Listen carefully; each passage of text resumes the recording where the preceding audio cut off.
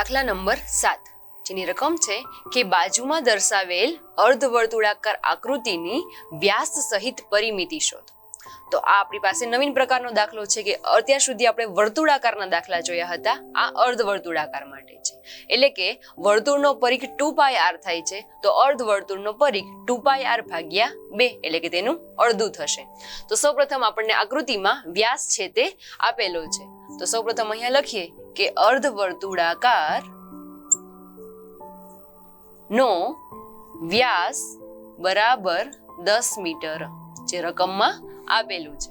તો તેની ત્રિજ્યા એટલે કે 10/2 અથવા તો 5 મીટર લખીએ.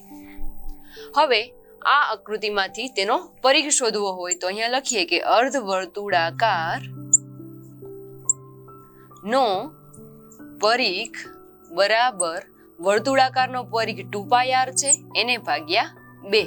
તો 2 છે તે ઉડી જશે તો અહીંયા પરિઘનું સૂત્ર થશે πr, જેમાં પાઈ બરાબર આપણે 22/7 લઈએ ગુણ્યા r એટલે કે 5 લઈએ. તો કે 22 ગુણ્યા 5 જે થશે 110/7.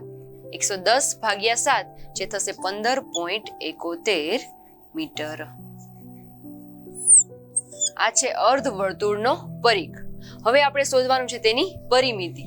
તો કે અર્ધવર્તુળની પરિમિતિ તો અહીંયા સૂત્ર લખીએ કે અર્ધવર્તુળની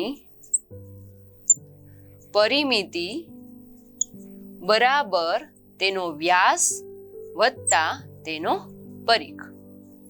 તો વ્યાસ છે તે રકમમાં આપેલો છે 10 સેન્ટીમીટર, અહીંયા લખીએ 10 વત્તા પરિઘ છે તે 15.71. અહીંયા એકમ છે તે સેન્ટીમીટરમાં આપેલો છે તો અહીંયા પણ સેન્ટીમીટર આવશે.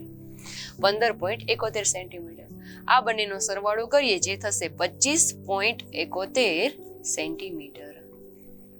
આ થશે આપેલી આકૃતિની પરિમિતિ.